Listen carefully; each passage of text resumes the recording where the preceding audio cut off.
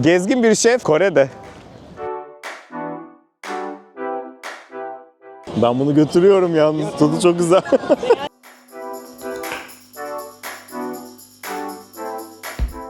Bu pazar resmen bizim Eminönü tarzında. Her şey çok fazla ucuz.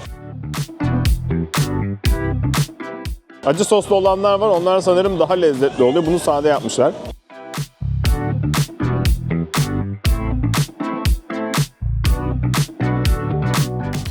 Biz biraz gece hayatına bakalım dedik ve Itaewon'a geldik. 2 saat önce istediğiniz eti burada yiyebiliyorsunuz.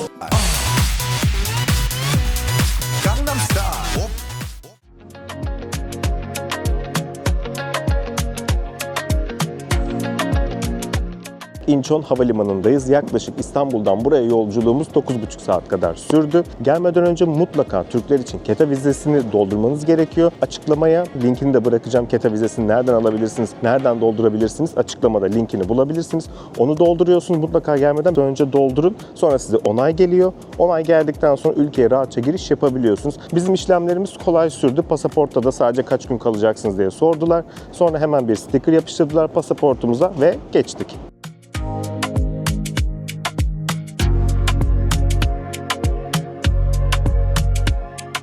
Hemen size bir de ulaşımdan bahsedeyim arkadaşlar. Buraya geldiğinizde merkeze gidecekseniz otobüsü kullanabilirsiniz. Otobüsün haricinde RX Express tren var. Bir de RX All Stop yani metro dedikleri bir tren var.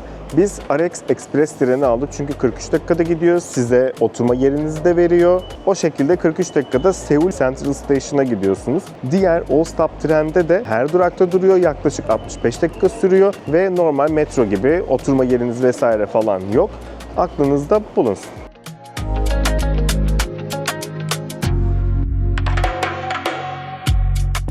Ulaşımla ilgili ufak bir hatırlatma. Her yerde T-Money satılıyor. Alıyorsunuz bizim İstanbul kartı gibi. Karta belli bir ücret ödüyorsunuz. Bir de içerisine para dolduruyorsunuz. GS25'lerde ve 7-Eleven'larda her yerde bu T-Money kartlar satılıyor. Gelirseniz buraya mutlaka alın. İşinizi kolaylaştırır. Tüm metro, otobüs vesaire binmek için bunları kullanıyorsunuz.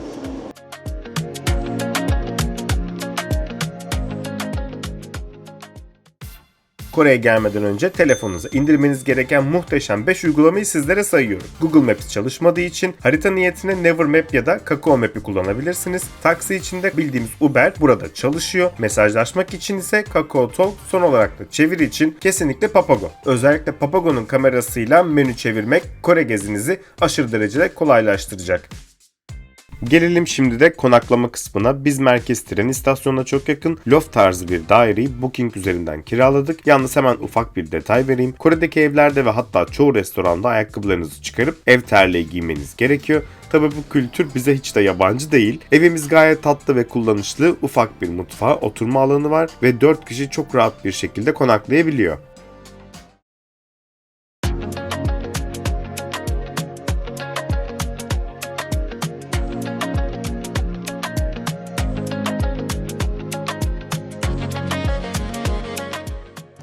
Günaydın. Annyeonghaseyo. Kore'deki ilk kahvaltımız. Yani tabii kahvaltı demeye biraz şahit lazım. Onları arıyoruz.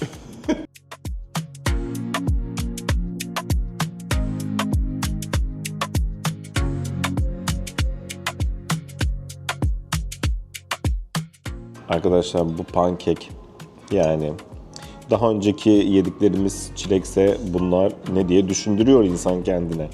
Ama bence Kore'ye gelirseniz yani Seul'e gelirseniz bu pankeki yemek için buraya gelin diyorum. Gerçekten çok güzel. Hepimiz çok beğendik. Herkes kafayı sallıyor. Şu an görmüyorsunuz ama böyle yapıyorlar.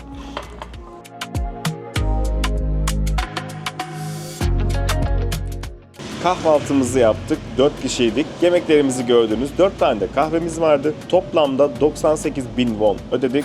Bu da yaklaşık olarak 3000 TL'ye tekabül ediyor. Şimdi devam ediyoruz.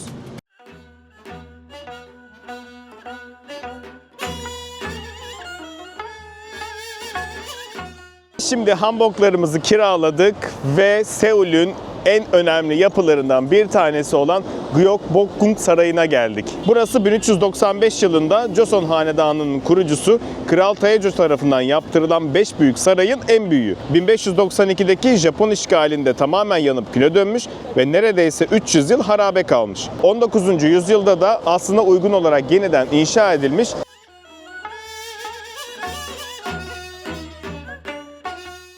Bu arada sarayın önünde günde 2 defa, bir tanesi sabah 11'de, diğerini bilmiyorum saat 4 ya da 5'teydi galiba, askerlerin değişim törenini izleyebiliyorsunuz burada.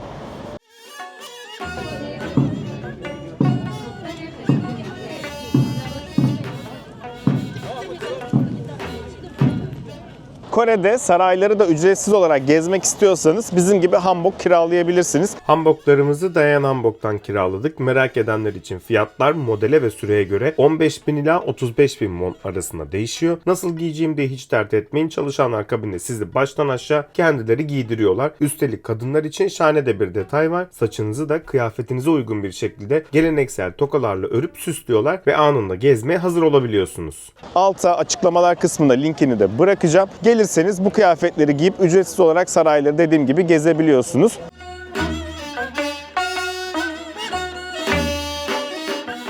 Ben bir prens olarak sarayın önünde fotoğraf çekileceğiz.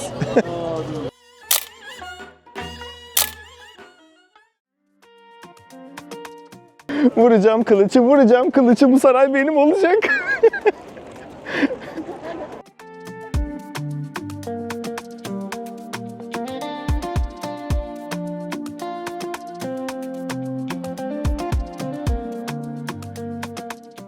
Şimdi de sarayın içerisinde yapay bir göl üzerinde bulunan Gyeonghörün'e geldik. Kralın zamanında devasa ziyafetler verdiği bu köşk tam 48 devasa taş sütun üzerinde duruyor. Eski Kore inancına göre köşkün kare şeklindeki gölü yeryüzünü, ortasındaki yuvarlak ada ise cenneti simgeliyor. Suyun üzerindeki yansıma tek kelimeyle büyüleyici oluyor. Geldiğinizde mutlaka burada bir fotoğraf çekilip burayı görün derim.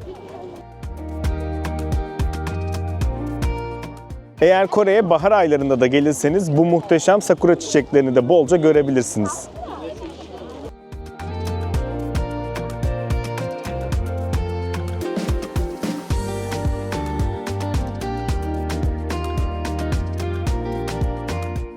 Bu arada sarayın içerisinde gezerken çoğu yerde ayakkabılarınızı çıkartıyorsunuz, böyle terlikler giyiyorsunuz.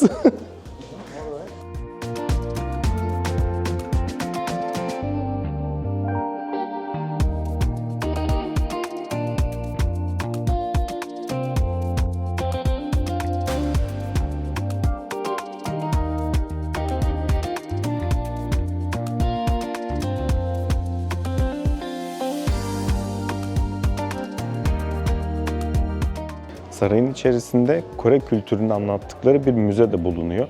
Burayı da ücretsiz bir şekilde gezebiliyorsunuz.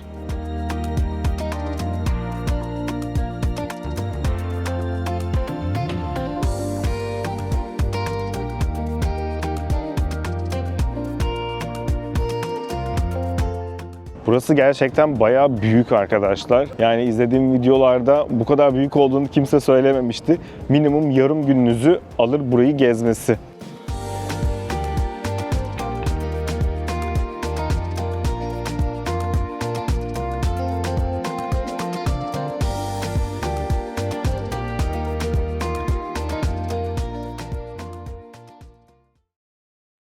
Kore'ye geldiğinizde mutlaka denemeniz gereken lezzetlerden bir tanesi de, bakın hemen şuradan soğuk bardağınızı alıyorsunuz. İçerisi buzlu. Buradan da hemen kahvenizi alıyorsunuz. Bakın burada soğuk kahve için hazır kahveler var. Bir de muzlu süt alıyorsunuz. İkisini birlikte karıştırıp içiyorsunuz. Kore'nin en meşhur lezzeti. Ellerinden eksik etmiyorlar. Gece, gündüz, öğlen, akşam devamlı ellerinde bu var. Evet, şimdi yokuşlu sokaklara tırmandık. Nereye geldik? Bukchon Hanok Village'a geldik. Burası 600 yıllık bir geçmişe sahip. Zamanında saraya yakın olduğu için kraliyet ailesi ve yüksek rütbeli devlet görevlilerinin yaşadığı en elit yermiş. İnsanlar hala yaşadığı için sessiz adımlarla bu canlı tarihin tadını da burada çıkarabiliyorsunuz, ama sessiz olmak önemli.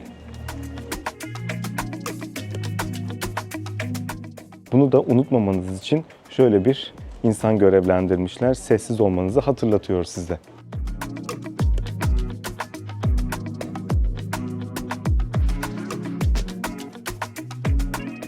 Buraya geldiğinizde rahat ayakkabılar giymenizi size tavsiye ederim. Yokuşlu olduğu için bolca yokuş inip çıkıyorsunuz burada gezerken.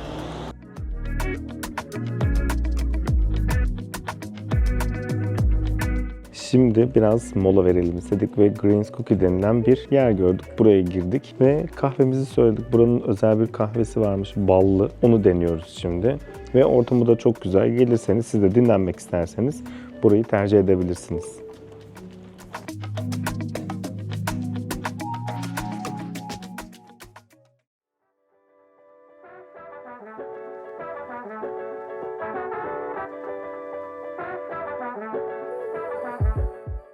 Şimdi biz nereye geldik biliyor musunuz? Ginseng çorbası içmeye geldik.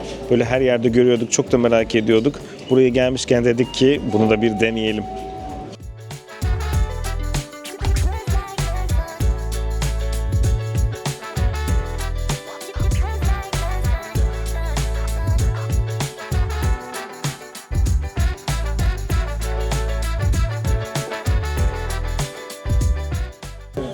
Ay içim yanmış. Resmen o 5 litrelik su içen teyze gibiyim şu an. Şükür.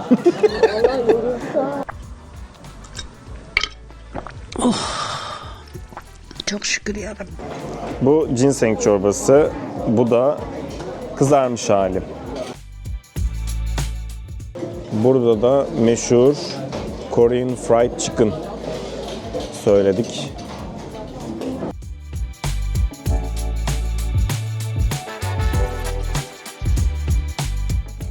Bu yer elması var ya, biraz yer elmasına benziyor tadı sanki bunun.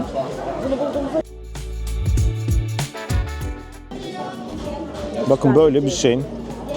Biraz böyle bir ağaç köküne falan benziyor.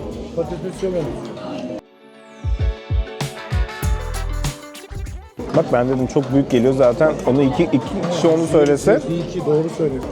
Sakalım da var, sözüm dinlenmiyor. Burada porsiyonlar çok büyük geliyor. Ginseng çorbamızı içtik, kızartmasını yedik. Kızarmış tavuğumuz vardı, biramız vardı. Toplamda 78.000 won ödedik.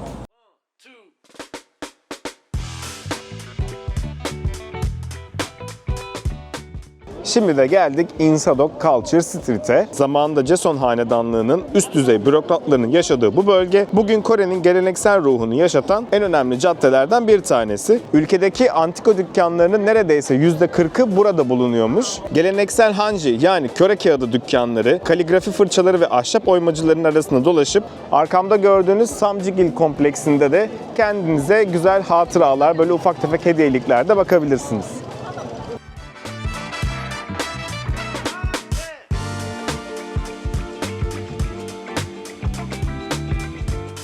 Isadong'da dolaşırken kendi mührünüzü yaptırabileceğiniz bir yer gördük. Hemen içeriye de sordum. 50.000 won, 100.000 won olarak değişiyor. Kendi mührünüzü burada yaptırabiliyorsunuz. Yaklaşık yarım saat kadar sürüyor. Bakın şöyle BTS'inkini yapmışlar.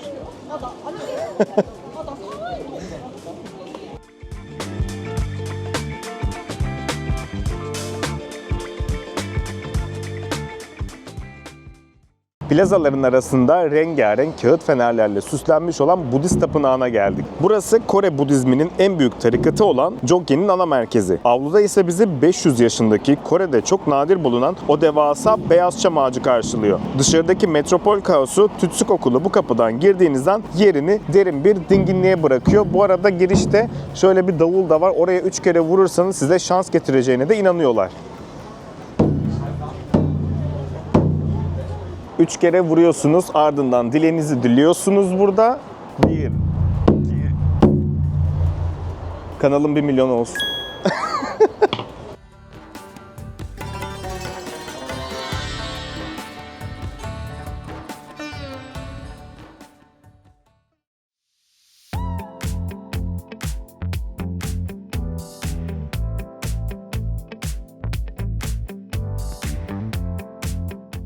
Şimdi yol üzerinde giderken Brixent diye bir yer gördük. Bu üstü tuğla, çikolata, altı da kek, mekik dediğimiz keklerden yapıyorlar. Sosyal medyada çok fazla görüyorduk. O yüzden görünce de denemek istedik. Tadı bayağı güzel. Kek, üzeri çikolatalı, karamelli. Ama tadı gayet güzel, başarılı.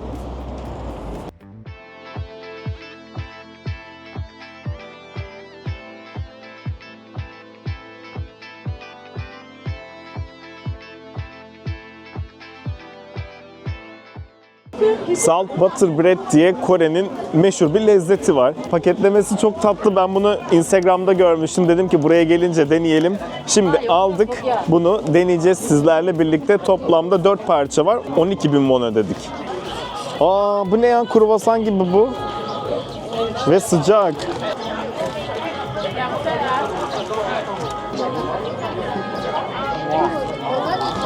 Bence tadı bayağı iyi ama biraz fazla yağlı gibi. Hafif böyle boyozla kruvasan arasında kalmış gibi bir tadı var. Oha, çok güzelmiş ya. Şahane. Ben 4 tane fazla mı olacak dedim. Şu an az geldiğini anladım. Aynen.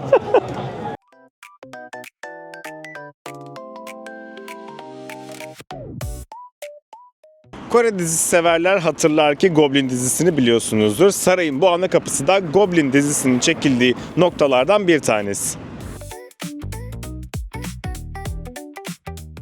Arkamızda devasa saray kapısı, önümüzde yani şu an bulunduğumuz alanda Gwanghwamun Square olarak geçiyor. Burası Seul'ün 550 metre uzunluğundaki en görkemli meydanlarından bir tanesi. Meydanda bizi iki dev heykel karşılıyor. 1443'teki şu anki Kore alfabesi Hangul'u icat eden en büyük kral Sejong ve 16. yüzyılda icat ettiği kaplumbağa gemilerle Japon donanmasını darmadağın eden yenilmez Amiral Yi Sun-sin. Umarım söylemlere takılmıyorsunuzdur çünkü gerçekten telaffuz etmesi çok zor arkadaşlar.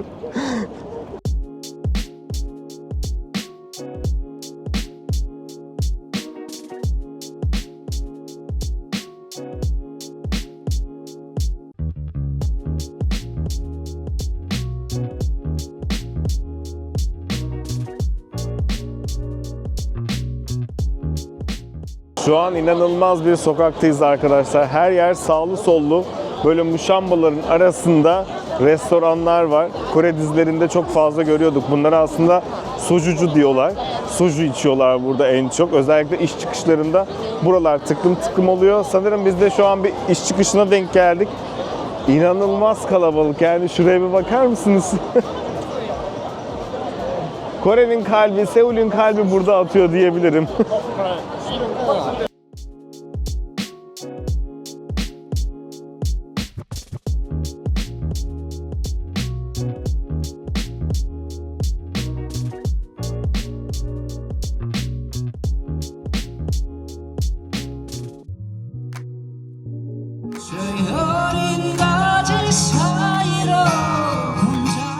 Şimdi geldik Cheonggyecheon'a. Burası şehrin göbeğinde gökdelenlerin arasında yaklaşık 11 kilometrelik bir nehir. Aslında burası önceden üzeri otoyolmuş. Daha sonra şehir düzenlemesi yapılırken otoyolu yıkıyorlar ve altındaki nehri ortaya çıkartıyorlar. Bu da hem şehre yeni bir soluk katıyor hem de akşamları burada güzel bir ışıklandırmalar oluyor. Bazen böyle suyun içerisine yansıtıyorlar, bazen de bu şekilde oluyor. Seul'e geldiğinizde burası da mutlaka görmeniz gereken yerler listesinde olsun. Gündüzü ayrı, akşamı da ayrı güzel.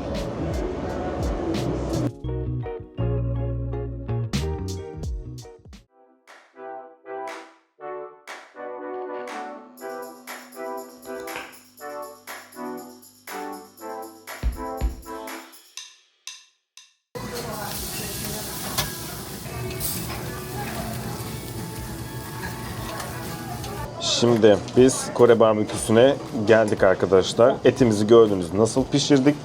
Etimizi ilk önce alıyoruz. Tabağımıza koyduk.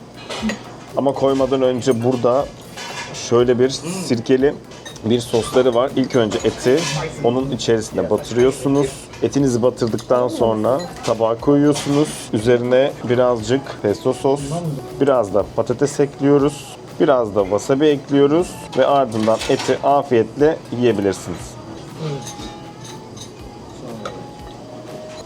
Bayağı iyi.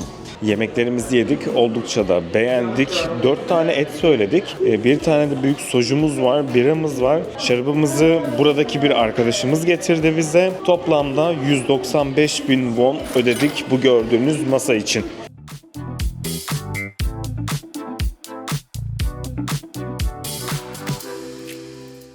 Buralarda genelde her yer böyle konsept kafelerle meşhur. O yüzden biz de Dotori'ye geldik. Şimdi içeriye şöyle bir bakalım, birkaç bir şeyin tadına da bakalım sizlerle birlikte.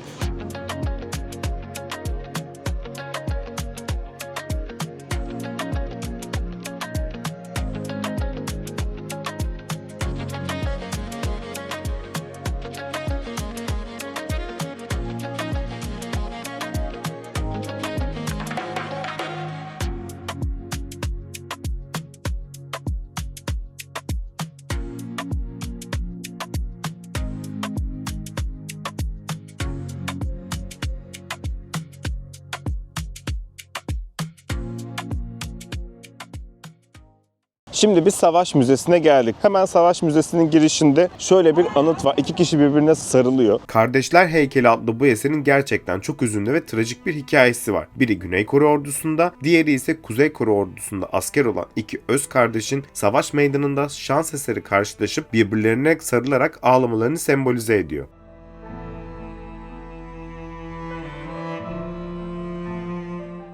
Müzenin iç kısımlarına ve devasa dış alanına geçtiğimizde tüylerimiz gerçekten diken diken oluyor. Burası sadece bir müze değil, aynı zamanda Kore tarihinin acılarını anlatan dev bir anıt. Tabi bu müzeyi bizim için özel kılan bir durum var. Biliyorsunuz Türkiye-Kore Savaşı'nda Güney Kore'ye en çok destek veren ve en çok şehit veren ülkelerden biriydi. Müzenin içinde Türk bayraklarını, Türk askerlerine ayrılan anı köşelerini ve bizim tarihimizden izleri görmek gerçekten insanı çok duygulandırıyor ve gururlandırıyor da. Türk milletinin büyük önderi Mustafa Kemal Atatürk'ün yurtta barış, dünyada barış ülküsünün yılmaz savunucuları olan Türk askerinin dünya barışına katkı sunmak ve Kore halkının güvenliğini sağlamak için geldiği Kore'de göstermiş olduğu kahramanlıklar tarihe nakşedilmiş olan en büyük onur ve cesaret imsalleri arasındaki yerini ebediyen koruyacaktır ve aziz hatıraları daima gönüllerde yaşatılacaktır.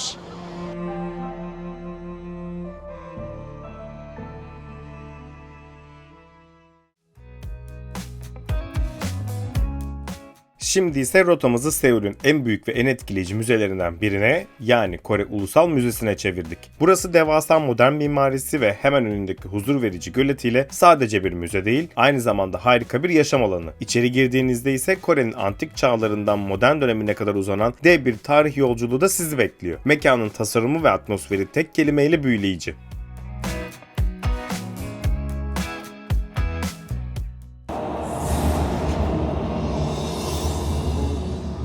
제왕의 심판을 통과하지 못하니 온통 칼로 뒤덮인 도사지요. Bu arada çoğu yerde robotlar size eşlik ediyor, yardımcı oluyor. Biz şimdi Museum Shop'a gitmek istiyoruz. O bizi götürecek burada. Let me guide you. Please follow me. Onu takip ediyoruz.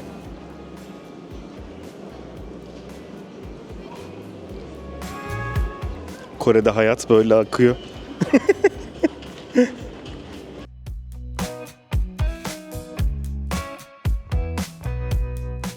Yeri gelmişken pratik bir bilgi daha vereyim. Kore'de nakit paraya ihtiyacınız olduğunda döviz bürosu veya banka aramanıza hiç gerek yok.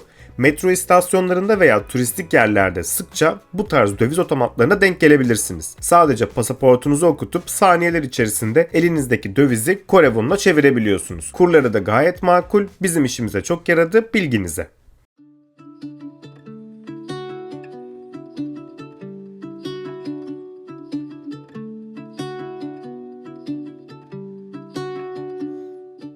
Şimdi ise geldik Doksugung Sarayı'na. Burası Batı mimarisiyle geleneksel Kore mimarisinin sırt sırta verdiği tek saray olarak geçiyor. 19. yüzyılın sonunda Japon suikastçilerden kaçan Kral Gojong bir süre Rus elçiliğine sığınmış, döndüğünde de bu sarayı kullanmış. İçerideki Sokjonon adlı devasa neoklasik bina 1910'da tamamlanan ve Kore'nin batılılaşma çabalarının en büyük mimari simgesi olan bir Roma yapısı. Bu arada içerisine de girmek istiyorsanız önceden rezervasyon yaptırmanız gerekiyor.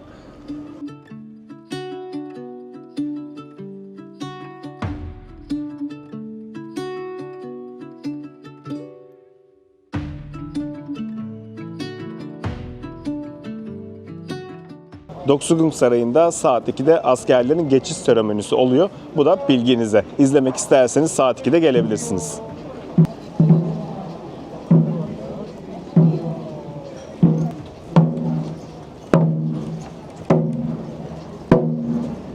Royal Palace. 동영상을 찍어놔 봐. Sarayın etrafını saran 900 metre uzunluğundaki o meşhur taş duvardayız. Burası Kore'de sırf yayalar düşünülerek tasarlanmış ilk sokaklardan biri. Şehir efsanesine göre bu yolda yürüyen çiftler ayrılırmış. Bunun aslında çok mantıklı bir sebebi var. Eskiden Seul Aile Mahkemesi tam olarak bu yolun sonundaymış. Boşanmaya gelecek olan çiftlerin hepsi bu yoldan geçiyorlarmış. O yüzden de buraya eğer sevgilinizle birlikte yürürseniz ayrılırsınız diye de bir rivayet koymuşlar.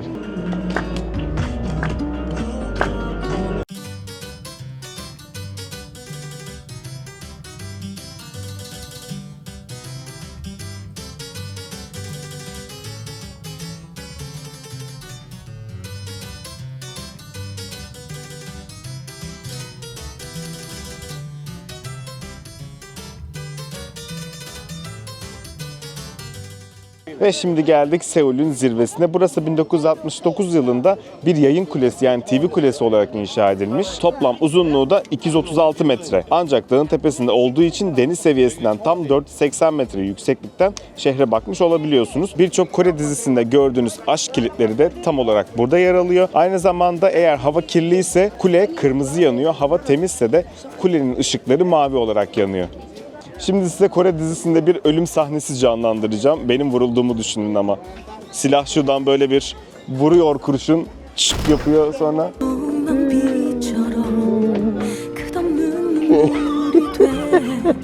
Bu arada Çin çöllerinden gelen kum tozu diyeyim artık. Öyle şeyler Seul'ün üstüne yapışmış durumda. O yüzden çok fazla güzel gözükmüyor. Normalde tepesine çıkabiliyorsunuz bu tower'ın ama biz şu an çok gözükmediği için çıkmayacağız. Ama buradan da manzarayı görebiliyorsunuz. Hemen size fiyatlarını da göstereyim. O 27.500 won. Çocuklarda 22.500 won.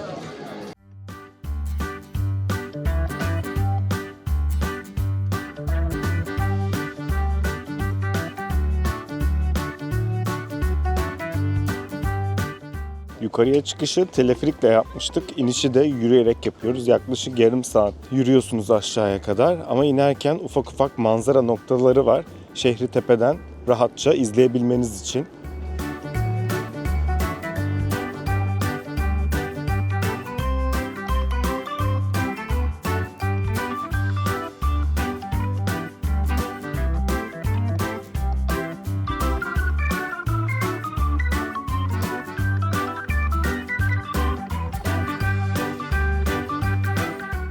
Şehrin bir diğer simge kapılarından bir tanesi de bu arkamda görmüş olduğunuz Sunggyemun Gate. Umarım doğru söylüyorumdur isimleri.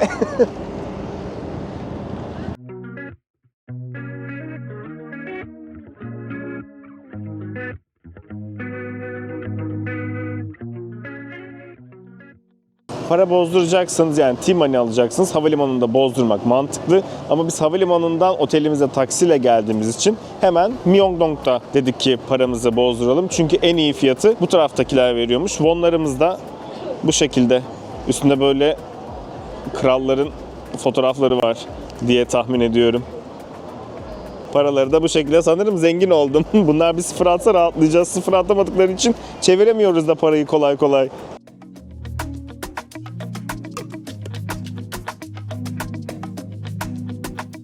Şimdi Michelin yıldızlı bir restorana geldik. Tam bu arkamda gördüğünüz adını size şöyle okuyabilirim. Myeongdong Gyoja diye okunuyor. İçeriye girdik, siparişlerimizi verdik. Tavuklu söyledik ama bence tavuklu olmayabilirdi arkadaşlar. Yani şu ana kadar gördüğümüz kadarıyla her yerde domuz ürünü çokça yaygın. Normal et bulamıyorsunuz. Tavuk ürünü deseniz o da bazen domuzla karışık olabiliyor. Helal restoranlarda yemenizi tavsiye ederim. Eğer bu şekilde bir hassasiyetiniz varsa biz 3 tane yemeğimizi söyledik. Toplamda 32.000 won ödedik. Şimdi ise devam ediyoruz. Yemekler bizi çok fazla memnun etmedi diyebilirim Kore'de şu ana kadar. Yani Seul'den bahsediyorum ama diğer taraflarda da aynıdır büyük ihtimalle.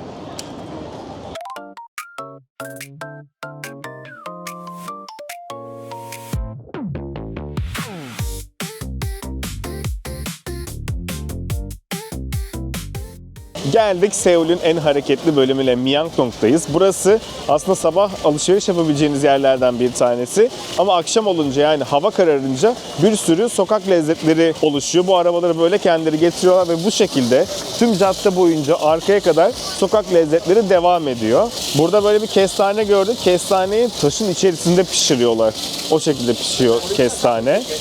Şimdi şöyle bakalım başka neler var, ne lezzetler var diye denemeniz gereken. Bakın burada deniz ürünleri var, ahtapotlar var. Balık ürünlerine bayılıyorlar. Gerçekten denizden babam çıksa yerim dedikleri laf kesinlikle Koreliler için söylenmiş. Çünkü balığın kılçığını bile satıyorlar. Bunu aslında böyle meze olarak kullanıyorlar. Balık kılçıklarını ıslatıp acılı sosla buluyorlar ve bunu meze olarak yiyorlar. Balık kılçığı gerçekten bir kılçık. Onu da size bulursam göstereceğim. Burada klasik dumplingler var. Ay çok güzel gözüküyor her şey. Ya, bak bunun önünde yenilebilir. Burada çok sıra var. Böyle karar veriyoruz bunlara. Nereden yiyeceğimiz önünde sıra varsa yemeye karar veriyoruz. Tteokbokki. Tteokbokki var bak. Tteokbokki yiyecek miyiz? Tteokbokki.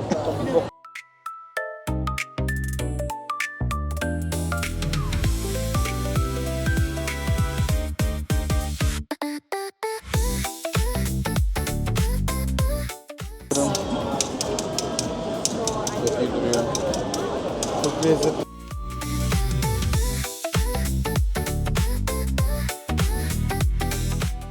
Japoncasını biliyoruz, Seiyaki, ama Korecesini bilmiyorum. Daha önce Düsseldorf vlogu izleyenler varsa orada hem yapılışını hem de detayını görecektir. Burada da görünce sokak lezzetlerini de deneyelim dedik. Kore'ye geldiğinizde denemeniz gereken lezzetlerden bir tanesi de bu.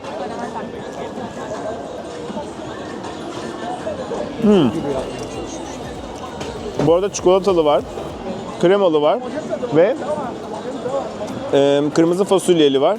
Bence bunlarda en güzeli çikolatalı olan. Hatta bazı yerler Nutellalı da yapıyor. Bayağı sıcak bu arada.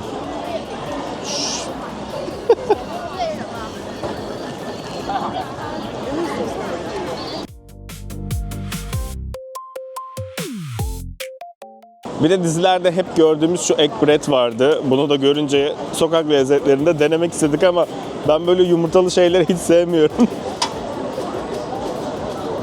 Tadı bizim yumurtalı ekmek gibi ama hafif böyle bir tatlı. Ama fena değil.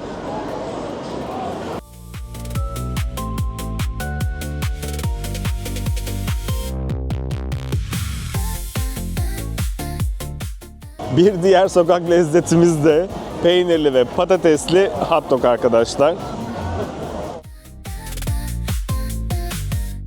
Sana git diyemem ama kal demek de gelmiyor içimden gibi bir şey bu.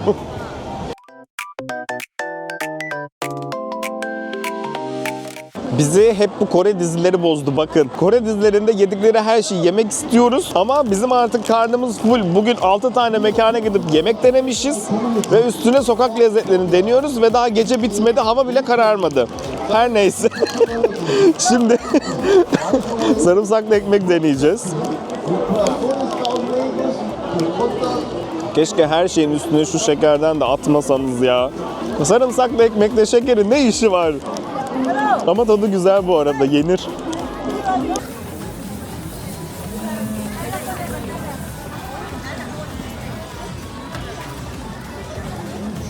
Şimdi denemeniz gereken başka bir lezzet var karşınızda. Pirinç keki. Pirinç unundan yapılıyor bu ve bu şekilde kesiyorlar. Acı bir sosla karıştırıp, yani Kore salçası dedikleri gochujang'la karıştırıp bu şekilde servis ediyorlar. Biz bunu çok seviyoruz. Ben de çok güzel yaparım bu arada evde. Bakalım buradakiler yapabilmiş mi benim kadar güzel. Adını söylemeyi unuttum galiba. Bunun adı da tteokbokki. Tadı güzel bu arada. Ama benim yaptıklarım çok daha güzel.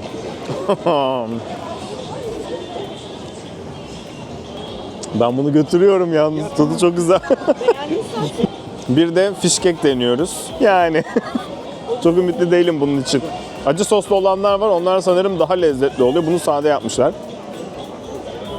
Bu hiç benlik değil.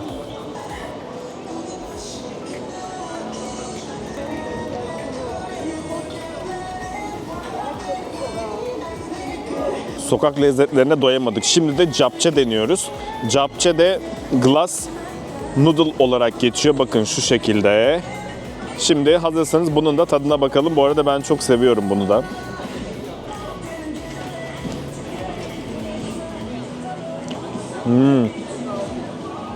Çok güzel ama yemesi biraz zor.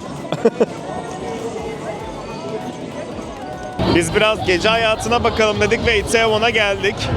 Yani o gün geldiğimiz sabahla şu anki hali arasında dağlar kadar fark var gerçekten. Ve inanılır gibi değil, şu an her yer deli gibi kalabalık.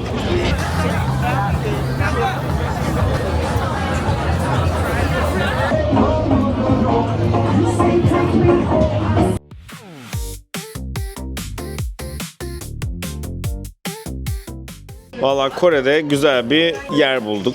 Özellikle yerellerin takıldığı bir yer burası. Hemen ismini şuraya bırakacağım ben. Siz de geldiğinizde bu tarafları tercih edebilirsiniz. Bu arada bir kızarmış tavuklu böyle bir patatesli karışık tabağını söyledik. Bayağı beğendik, lezzetliydi. Koreliler gece hayatını ve eğlenmeyi oldukça seviyorlar. Saat sabaha karşı 4. Itaewon'da taksi bulamadık. Yoldan bir taksiyle pazarlık yaptık ve bizi 20.000 won'a Seoul Station önüne getirdi. Yani kaldığımız evimizin yakınına getirdi. Adamla nasıl anlaştık biliyor musunuz? İngilizce bilmiyordu. De, kre, kamsamida diye. Seul gezimizin ilk bölümü buraya kadardı. Ama maceramız tabii ki bitmedi. Haftaya Seul Part 2 ile kaldığımız yerden tam gaz devam ediyoruz. Daha Gangnam'a gideceğiz, sınırsız mangal yapacağız. İkinci bölüm haftaya kanalda olacak. O zamana kadar kendinize çok iyi bakın. Şimdiden YouTube kanalımı takip edip abone olmayı unutmayın. Görüşmek üzere, hoşça kalın.